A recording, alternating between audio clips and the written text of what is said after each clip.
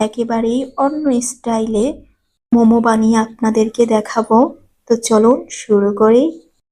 প্রথমে আমি একটি বাটিতে ডিম অ্যাড করছি, তাতে স্বাদ মতো লবণ দিয়ে মিক্স করে নিব। তারপর এতে 3 কাপ আমি ময়দা ইউজ করেছি। এখন ভালো করে মেখে রুটির ডো করে নিব। এখন পলি পেপার দিয়ে আমি ঢেকে তা রেখে দেব।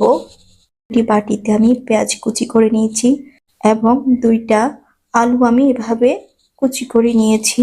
এখানে আমি গরুর মাংসের কিমা নিয়েছি, আপনারা চাইলে মুরগির মাংস নিতে পারেন।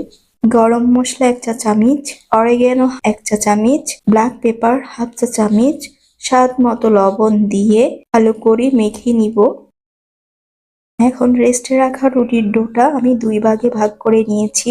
বড় পাতলা রুটি করে নিব। তারপর একটি কাঠি দিয়ে এভাবে ভাঁজ করে নিয়ে পরিমাণ মতো কেটে নিব। আবারও শীটটাকে লম্বালম্বি করে স্কোয়ার শেপে কেটে নিব এবং প্রত্যেকটি শীটে আমি এভাবে মেখে রাখা মাংসের কিমা দিয়ে দিব। ডিজাইনটা করে নিব হাতে এভাবে।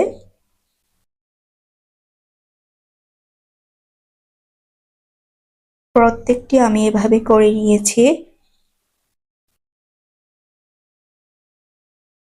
এখন আমি একটি প্যানে 2 চা চামচ তেল দিয়ে একটি পেঁয়াজ দিয়ে হালকা ভেজে নিব। তারপর টমেটো কেচাপ 2 চামচ দিয়ে ভেজে নিব হালকা। স্বাদ মতো লবণ দিব। আমি এখানে 2টি আলু রাউন্ড শেপে এভাবে কেটে নিয়ে পেঁয়াজ ভাজার উপর এভাবে সার্ভ করে দিয়ে উপরে আমি মোমোগুলো সার্ভ করে দেব।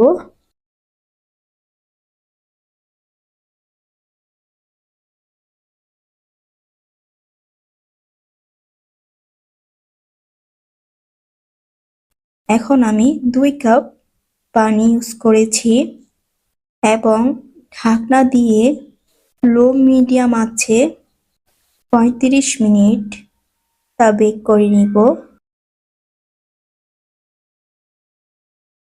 এখন 35 মিনিট পর আমার মোমো রেডি।